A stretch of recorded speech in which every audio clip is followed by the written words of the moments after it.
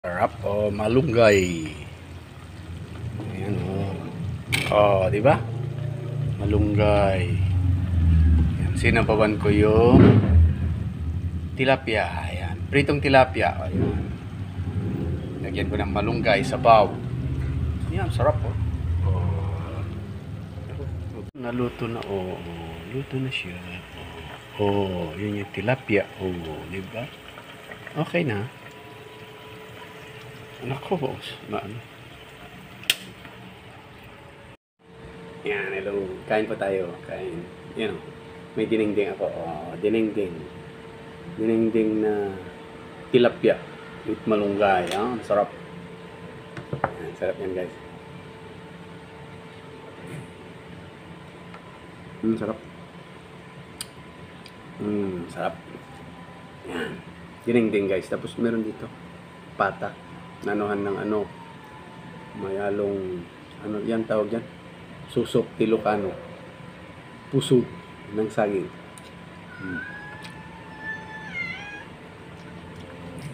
Sarap ng sabaw. Sarap ng sabaw guys. Ito, sarap. Yung gininding na tilapia. Prito ko muna yung tilapia.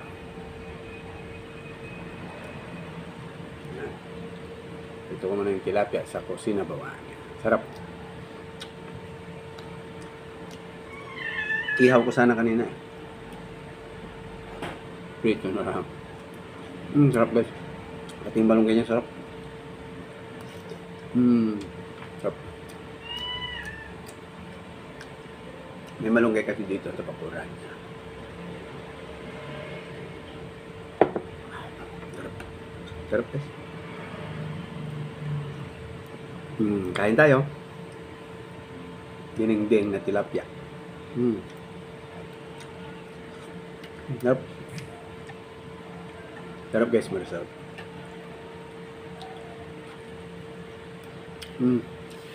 Sarap. Wait lang. Kain tayo, kain tayo.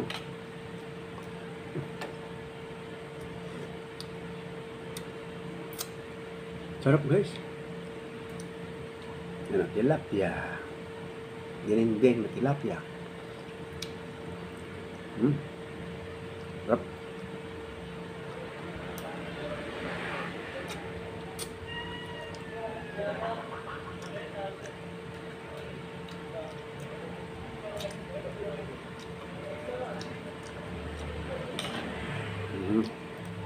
Sarap. Sabaw, masarap lang sabaw. Diba, sarap. Yan, halina kayo guys, kain tayo. Dinengdeng. Saka ito guys. Patas. Pata to guys, pata. Patas.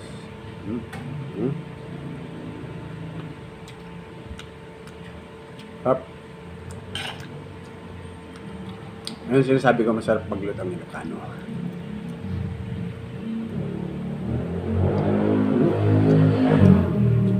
Sarap.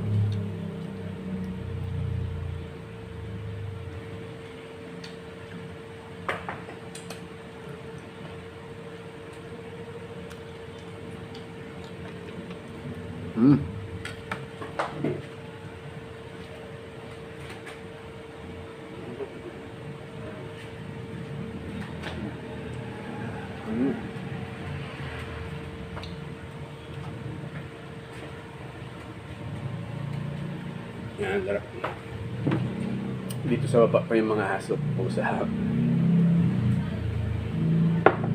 mamaya itong ano, karne. Dito ako sa tilapia. Sarap.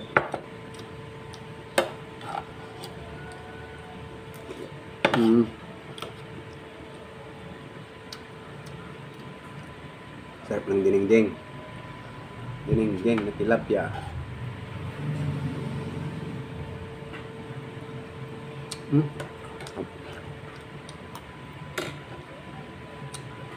Nung bata pa kami, guys, Mula elementary hanggang high school. Sawa kami sa isda. Yung si father ko, lagi sa ilog, kumuha ng isda. Lahing namimingwit. Ang sarap sabaw niyo.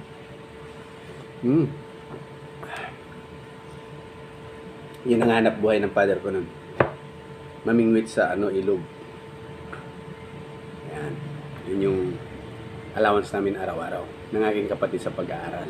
Dahil sa pamimingwit ng aking father yan.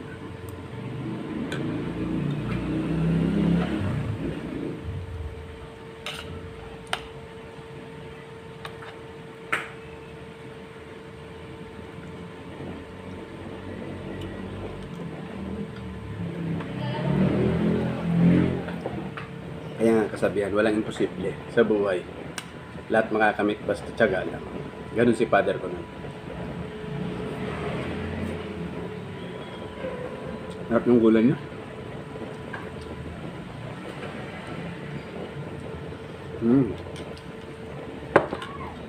Minsan dalhin ko kayo sa pasyal ko kayo sa ilog kung saan na araw-araw si father ko nun. Namimingwit yan ng isda. Para lang may allowance kami araw-araw. May lupa naman kami nun. Tamnan ng mais. Kaso lang maliit lang. Nasa half hectare lang. Hindi kasya, dalawa kami magkapatid nag-aaral na.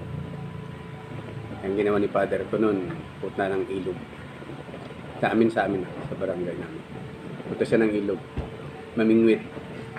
Ang makukuha naman niya na isda, bebenta ni mother. Pag madaling araw yan, bebenta niya pag umaga. Yun na yung allowance namin araw-araw ng aking kapatid. At yun, survive naman kami nag-aral dalawa.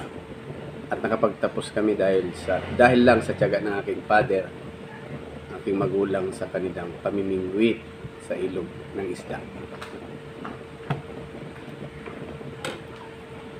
Sandal guys. Sarap. Sarap ng gulay.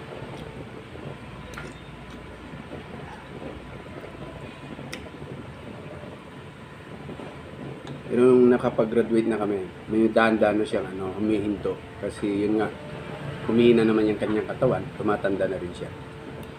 Ngayon din na siya nakakapunta kasi may edad naman yun. 74 years old, din na niya kaya.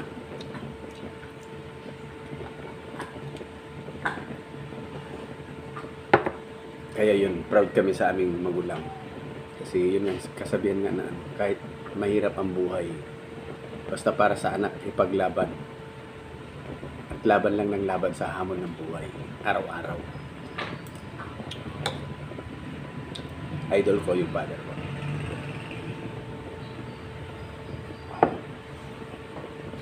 Yun. Kaya tayo guys. Sarap. Sarap pag idingding mo yung yung naprito na tilapia. Sarap ng sabaw niya.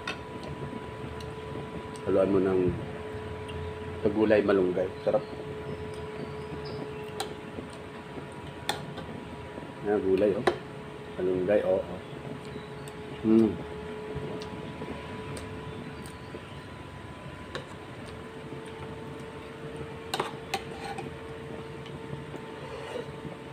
nasa probinsya ako yun, halos araw-araw kumakain ako ng gulay. Sarap ng gulay kasi maraming tanim si father ko ng gulay sa paligid namin, sa likuran, tabakuran lang.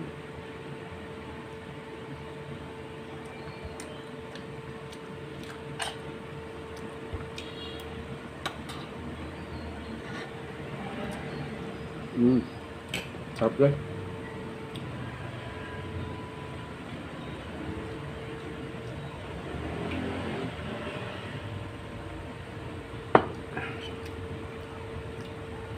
Sarap ng isda.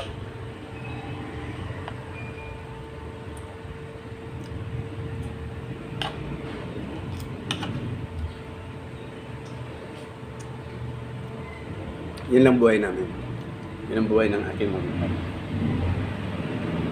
Nilaban nila kami sa hamon ng buhay sa pangingisda at pagsasaka.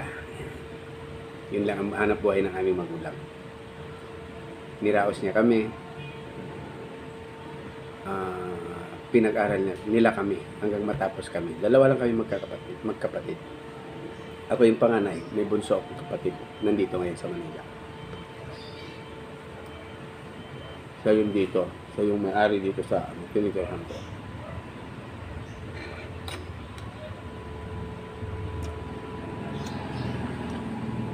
Kaya sa lahat ng mga anak yan, nagpursigido yung mga magulang nyo na pinapaaral kayo. Nagtatrabaho sila hanggat yung makakaya nila para mapaaral kayo.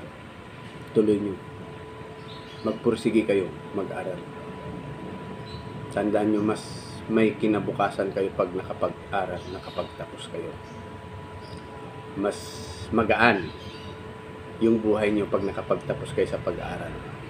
Tandaan nyo yan, guys. Tandaan nyo yan, mga anak. Mga kabataan pa yun, tandaan nyo yan.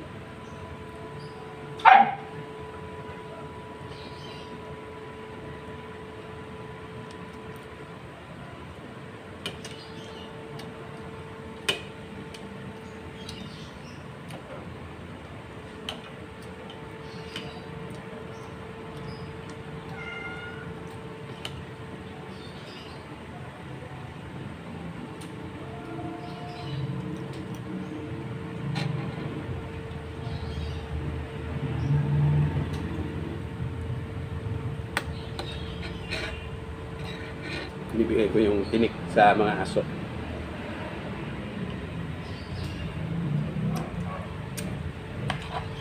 Mamaya na yung ano. Karne, ito muna ubusin ko. At ng sabaw. Dinengdeng kasi pag dinengdeng talaga. Sarap ng sabaw niya. Perfect. Sabaw. Sarap.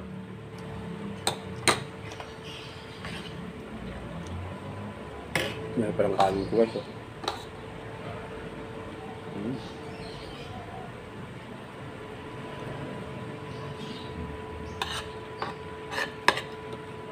Nandyan sa baba, mga ano ko eh. Nandito sa paligid ko mga aso sa kapusa na alaga ko eh.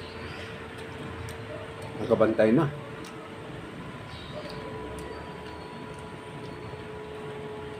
Sarap guys.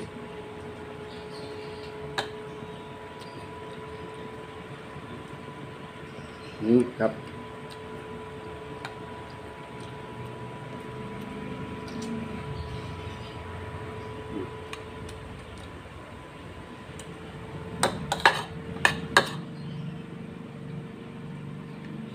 Sarap. Hindi ko kaya yan. Yung gulay lang.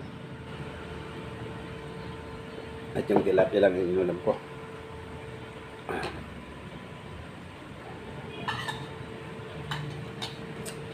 Yun. Tapos na tayo guys. Yun. Salamat. Thank you Lord. Sorry. Yes. Hanggang sa muli guys. Bye bye. I love you. Tanan na may napulot na aral yung mga kabataan. Inulit ko Tsaga lang. Ituloy lang mag-aral. Mag-aral at makatapos. Okay guys? Bye bye. I love you. Hanggang sa muli guys.